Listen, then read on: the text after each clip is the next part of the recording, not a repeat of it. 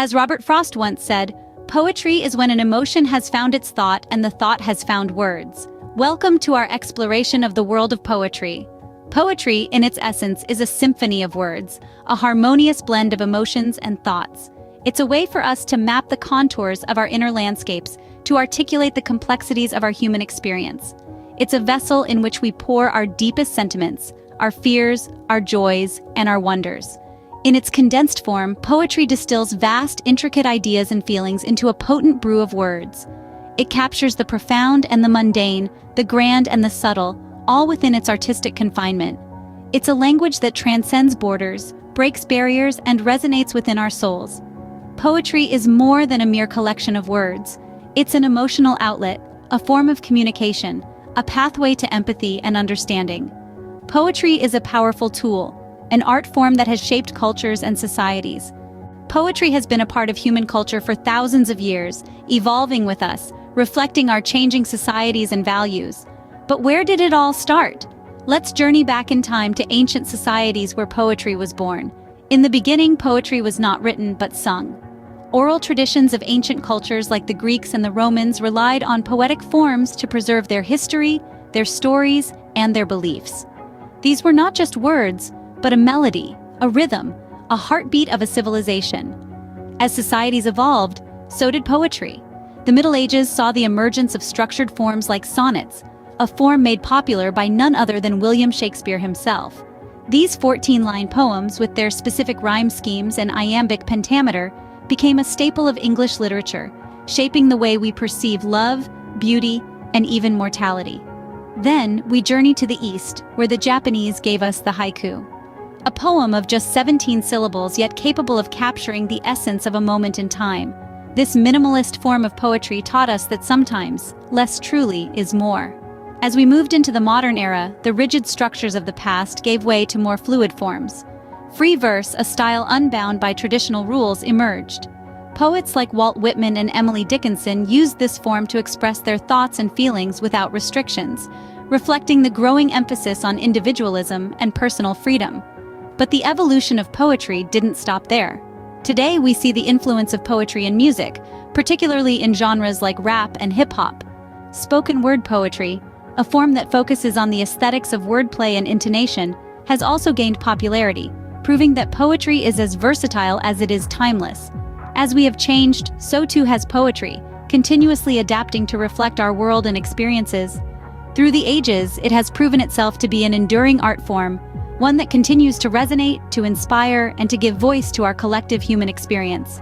Poetry is not just an individual expression, it is also a reflection of the society in which it is created. This statement reverberates with a profound truth. Poetry, across time and space, has served as a potent tool to comment on significant social and political issues. It has been the voice of the people, a medium for expressing collective sentiments, and a mirror reflecting the spirit of the times. In the annals of history, we find that poets have always been society's unsung heroes, using their words to challenge, to provoke, to inspire. Their verses have questioned prevailing norms, sparked debates, and even catalyzed revolutions. Consider the Romantic poets, like Percy Bysshe Shelley and Lord Byron, who challenged the conservative norms of their time and advocated for social reform.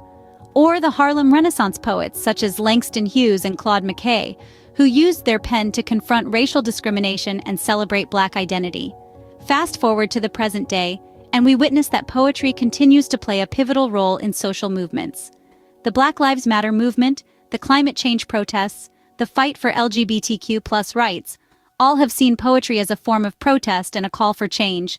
Poems are recited at rallies, shared on social media, and even scribbled on protest banners. The words of poets like Amanda Gorman, who captured the world's attention at the 2021 presidential inauguration, remind us of poetry's power to inspire and unite. Poetry is not simply a form of artistic expression, it is a form of dialogue, a conversation with society. It engages us, challenges us, and most importantly, it makes us think. It has the power to touch hearts, change minds, and even shape society. In essence, poetry is a mirror, reflecting the triumphs and struggles of our society. It stands as a testament to our collective hopes, fears, dreams, and realities. It is a chronicle of our journey as a society, a testament to our resilience, and a beacon of hope for a better future. Poetry is a mirror, reflecting the triumphs and struggles of our society. So, who reads poetry? The answer might surprise you. Poetry isn't just for the beret-wearing, coffee shop-dwelling intellectuals. It is a language that reaches out to a broad spectrum of individuals, from the high school student poring over sonnets for an English assignment, to the lawyer flipping through verses during a lunch break. Poetry speaks to all of us in distinct ways. It's the casual reader, seeking solace in the rhythm of words after a long day. It's the dedicated enthusiast, dissecting metaphors and similes to delve deeper into the poet's mind. Poetry doesn't discriminate.